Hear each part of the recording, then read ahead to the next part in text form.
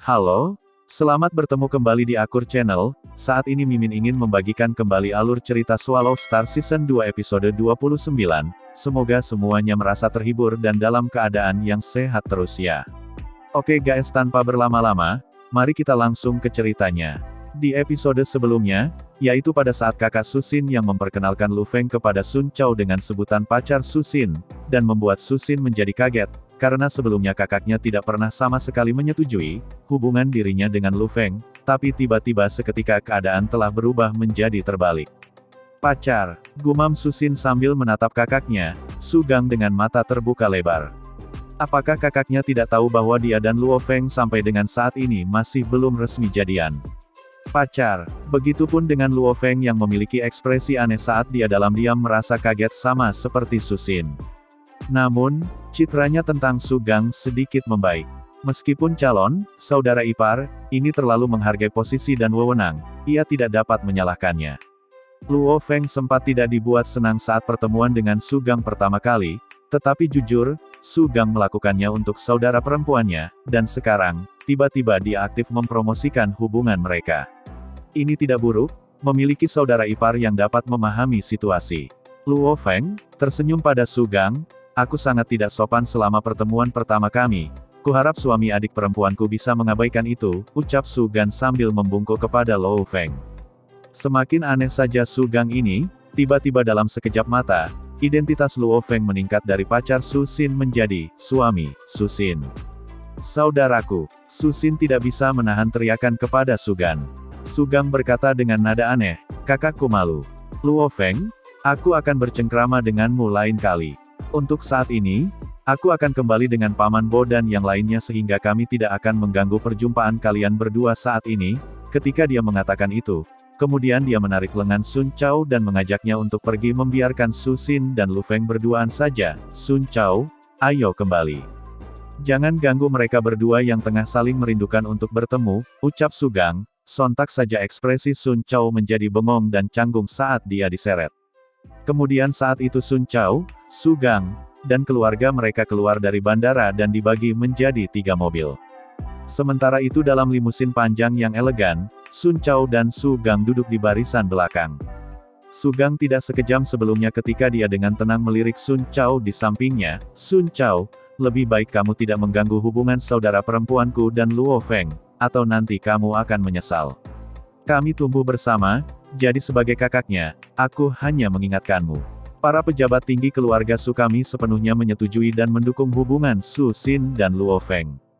Siapapun yang macam-macam dengan hubungan mereka, bahkan jika ayahmu pun yang berusaha melindungimu, maka sudah dipastikan tidak akan memiliki masa depan yang baik, kata Su Gang pelan. Hal-hal antara saudara perempuanku dan Luo Feng saat ini adalah hal terpenting bagi keluarga kami.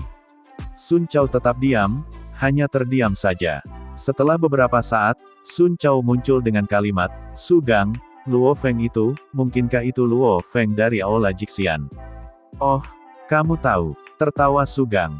2 hari yang lalu di luar negeri, ayah aku memanggil aku dan menyebutkan Luo Feng ini. Dia mengatakan Luo Feng ini memiliki citra cukup di Istana Dewa Perang. Sun Chao menghela nafas panjang, di bandara tadi, kata-katamu membuatku marah.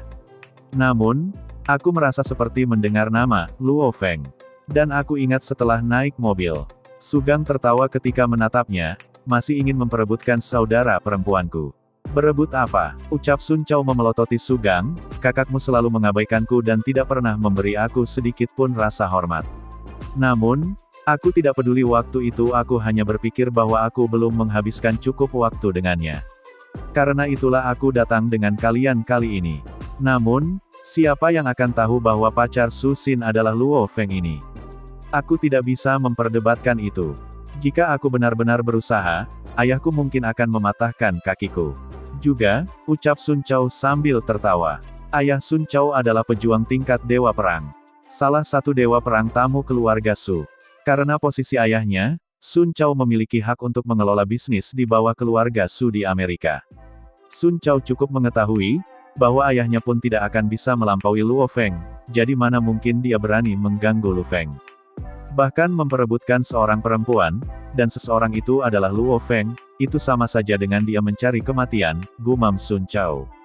Dan kamu, Susin punya pacar seperti ini tapi kamu bahkan tidak memberitahukanku sebelumnya, kata Sun Chow dengan tidak puas. Kamu menyalahkanku. Jadwal aku padat dan aku harus membantu mengawasi bisnis keluarga kami di Amerika. Dari awal hingga akhir, aku hanya bertemu kamu 3 kali di Amerika. Bagaimana aku tahu kamu hanya kembali ke negara itu untuk mengejar saudara perempuanku? Kamu waktu itu hanya mengatakan bahwa kamu rindu rumah dan ingin mengunjungi orang tua kamu.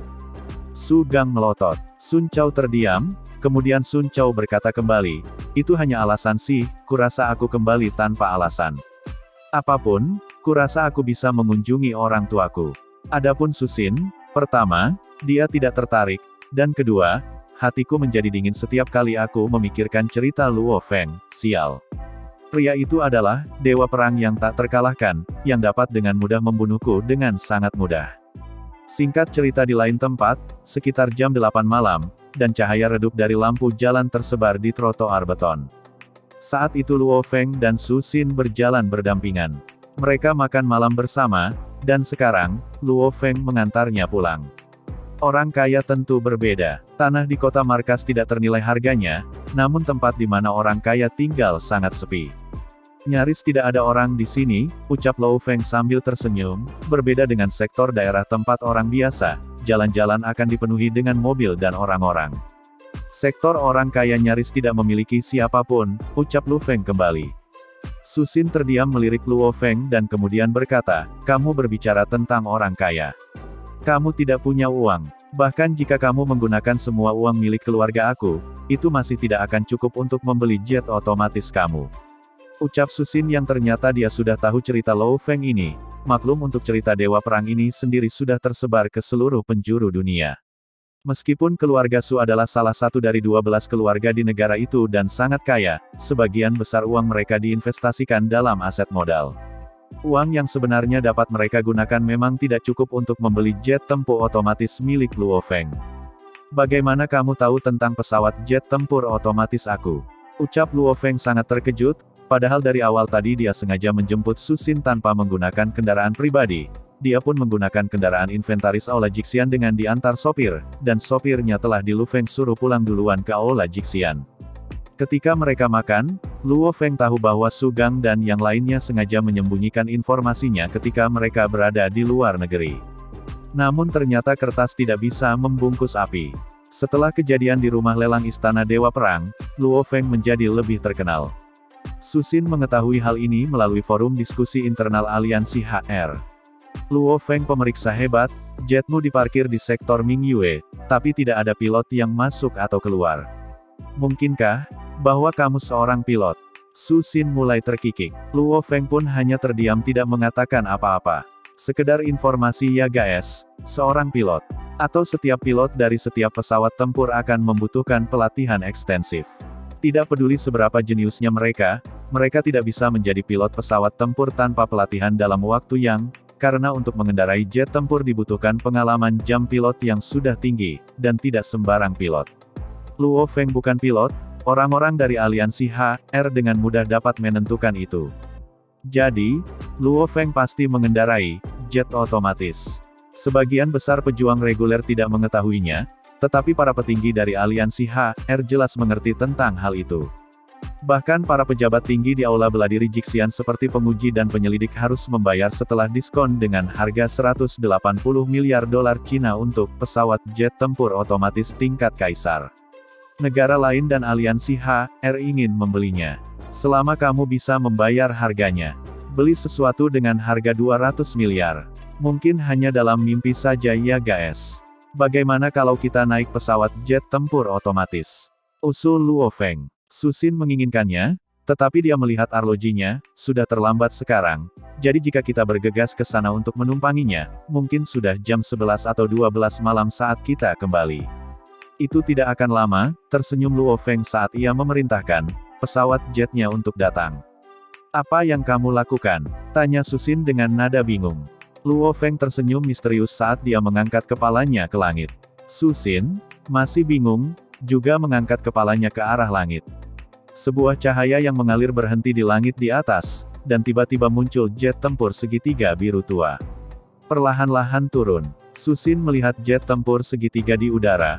Mulut ternganga, begitu cepat, pikir Susin. Kecepatan tertinggi jet otomatis melebihi 10 kali kecepatan suara. Selama aku di bumi, aku akan bisa mengirimkannya perintah ke pesawatku. Luo Feng tersenyum ketika dia menarik tangan Susin. Ayo, mari kita pergi ke sana. Segera, bilah pisau demi bilah pisau muncul dari leher Luo Feng. Potongan 365 bilah dengan cepat terbentuk menjadi pesawat ulang-alik melonjak. Luo Feng menginjak pesawat ulang-alik yang menjulang tinggi dengan satu tangan memegang tangan Susin dan tangan lainnya memegang pinggangnya. Pesawat ulang-alik melonjak terbang dan pintu dari jet otomatis yang melayang dibuka secara otomatis. Ini, Susin melihat ke bawah dengan kaget. Dia terbang. Setelah itu, Susin bereaksi, Luo Feng memeganginya. Mereka pun terbang menuju pesawat jet tempur otomatis. Luo Feng menunduk dan menatap Susin, yang berwarna merah cerah, saat dia berkata dengan lembut, mulai sekarang, kamu, akan menjadi pacarku, ucap Lu Feng yang ternyata dia langsung nembak Susin saat itu juga. Kamu begitu yakin? Susin tidak bisa berkata-kata dan malah melotot ke arah Lu Feng, tapi bagaimana jika aku tidak setuju? Ucap Susin menggoda Luo Feng. Kalau begitu aku akan melepaskan dan membiarkanmu jatuh. Luo Feng tersenyum senang ketika dia dengan sengaja melonggarkan tangannya sedikit. Tubuh Susin bergetar sedikit dan dia terkejut ketika dia melihat pohon-pohon dan jalan-jalan di bawah. Dia tidak bisa berkata-kata tetapi mengatakan, hati-hati, tanahnya seperti 70 hingga 80 meter jauhnya, ucap Susin. Apakah kamu masih berani untuk tidak setuju? Ucap Lu Feng menggoda Susin. Susin tertawa termehek-mehek, butuh waktu lama untuk mengakui bahwa kita pacaran, aku pikir kamu tidak akan berani untuk mengatakan itu. Memang Luo Feng dan Susin sering melakukan video call dan obrolan mereka berlangsung selama 1 hingga 2 jam. Meskipun tidak ada dari mereka yang mengatakannya dengan jelas, cara mereka bertindak persis seperti bagaimana orang dalam suatu hubungan. Mereka hanya tidak ada yang melakukan pengakuan satu sama lainnya saja. Karena, di masa lalu, aku tidak memiliki kekuatan yang cukup. Aku tidak ingin merepotkan kamu, kata Luo Feng dengan lembut. Mata Susin menjadi merah dan tidak bisa berkata-kata tetapi diam-diam menyandarkan kepalanya di dada Luo Feng. Jet otomatis melayang di udara. Di samping pesawat jet tempur otomatis, Luo Feng memeluk Susin saat dia berdiri di atas pesawat ulang-alik yang melonjak. Untuk waktu yang lama, jauh di luar angkasa sana, bintang-bintang yang begitu banyak. Alam semesta tanpa batas ini cukup misterius. Tidak ada yang tahu keajaiban apa yang ada di alam semesta. Tiba-tiba sebuah cahaya keemasan dengan cepat mendekati bumi dari luar angkasa dengan kecepatan mendekati kecepatan cahaya. Aliran cahaya keemasan ini dengan cepat menembus atmosfer dan jatuh ke bumi. Sekedar informasi, ada suatu tempat yang disebut Samudra Pasifik. Sekitar beberapa ratus mil jauhnya dari pulau-pulau yang disebut Kepulauan Hawaii, sebelum periode Grand Nirvana. Sementara itu cahaya keemasan tadi langsung terbang ke laut. Yang anehnya adalah, meskipun turun dengan kecepatan mendekati kecepatan cahaya, tapi tidak menyebabkan permukaan samudera berubah sama sekali. Ombaknya sama seperti biasanya. Tidak hanya lautan yang tidak berubah sama sekali, tidak ada satu satelit pun atau tidak ada peralatan pemindai satu pun di bumi yang dapat mendeteksi aliran cahaya keemasan ini.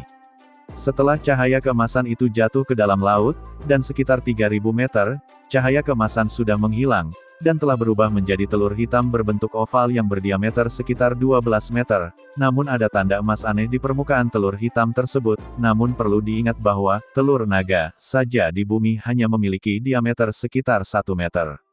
Saat ini benar-benar hening, setiap satelit dari setiap negara, dan bahkan perangkat khusus dari reruntuhan arkeologi, beroperasi seperti biasa. Tak satu pun dari mereka yang dapat mendeteksi kedatangan telur asin, maksudnya telur misterius tadi.